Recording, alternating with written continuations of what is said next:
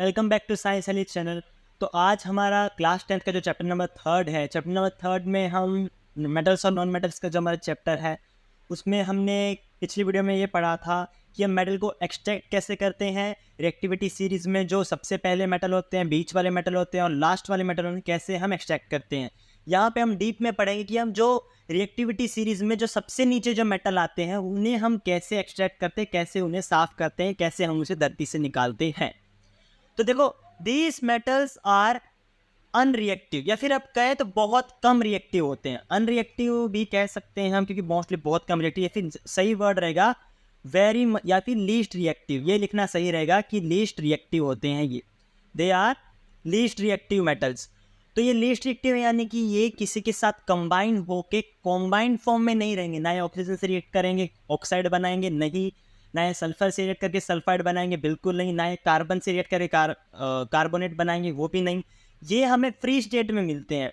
और अगर किसी की ऑक्साइड होती भी है, जैसे कॉपर या सिल्वर के सल्फाइड के फॉर्म में होता है या ऑक्साइड की फॉर्म में होता है, तो उसको हम सिंपल हीट करके भी उसे हम मेटल बना सकते हैं। पहली बात तो ये है कि ये रिएक्ट करेंगे नहीं। अगर कॉपर या सिल्वर ये दो हैं, ये थोड़ा सा रिएक्ट कर लेते हैं, सल्फाइड से ये सल्फर से रिएक्ट करके सल्फाइड बनाते हैं, तो ऑक्सीजन रिएक्ट करके अगर इन्होंने ऑक्साइड बना भी लिया तो भी ये हीट करने पे आराम से हमें हमारी मेटल दे देंगे। तो एग्जाम्पल किसका दिया है? एग्जाम्पल यहाँ पे दिया गया है HGS। HGS का मतलब होता है मर्क्यूरिक सल्फाइड। क्या है मतलब? Mercuric sulphide. ये जो हमारा है इसे कहते हैं HGS। ठीक है, अब यहाँ S दिख रहा है, यानी कि सल्फाइड की फॉर्म में, मर्क्यूरी किस फॉर्म में? सल्फाइड की फॉर्म में है। तो इसको हमने ऑक्सीजन दिया, ऑक्सीजन दिया यानी कि यहाँ पे क्या किया हमने? हीटिंग की है। ठीक है, स्ट्रॉन्ग हीटिंग की है, जिस वजह से वो, देखो सबसे पहले सल्फाइड किस में कन्वर्ट होता है? ऑक्साइड में। इस प्रोसेस को क्या कहते हैं? सल्फाइड से ऑक्साइड बनने के प्रोसेस को, जिसमें ऑक्सीजन इन्वॉल्व हो, उसे कहते हैं रोस्टिंग। तो सबसे पहले हमने यहाँ पे क्या कर दी? रोस्टिंग कर दी। हमारा बन गया HGO यानी कि मर्क्यूरिक ऑक्साइड।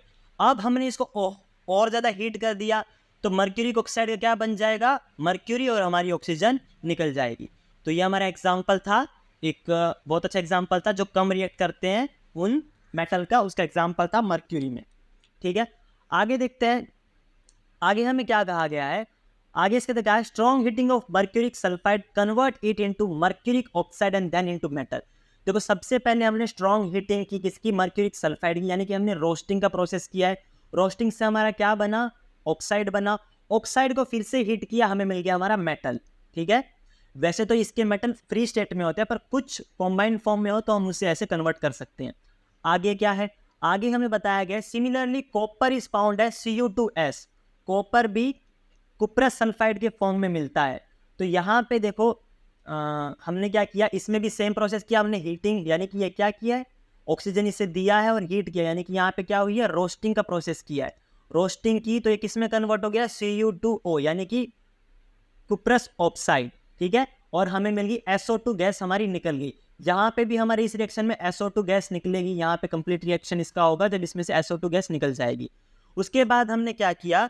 इस कॉपर की ऑक्साइड को हमने, या तो हम इसका रिडक्शन कर दें, या तो हीट करके रिडक्शन कर दें, या इसके अंदर Cu2S को ऑक्साइड में सल्फाइड मिलाएंगे तो भी हमें मेटल मिल जाएगा। इसकी जगह आप दूसरा भी लिख सकते हो, Cu2O में अगर हम कार्बन को रिएक्ट करके करा दें तो हमारा ये तब भी निकलेगा, यहाँ पे कार्बन मोनोऑक्साइड निकल जाएगी। हम रिडक्शन करें कार्बन से, या फिर हम ऑक्साइड में सल्फाइड मिला दें तो भी हमें हमारा प्योर मेटल मिल जाएगा। तो यहाँ पे हमारा ये जो टॉपिक था मेटल लो इन रिएक्टिविटी सीरीज। देखो, कौन से मेटल लो होते हैं रिएक्टिविटी सीरीज में, उनके एग्जाम्पल भी देख लेते हैं। उसके एग्जाम्पल में हमें जाना पड़ेगा रिएक्टिविटी सीरीज में। रिएक्टिविटी सीरीज में देखें तो आगे हम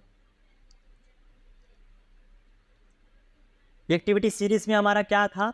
सबसे पहला था, लास्ट में कौन कौन से थे? कॉपर, मर्क्यूरी, गोल्ड, ये हमारे लास्ट में थे। तो यही हमारे जो 3 एलिमेंट है मोस्टली, ये हमें हम बता रहे हैं कि ये लीस्ट रिएक्टिव है और इन्हें कैसे हम साफ कर सकते हैं।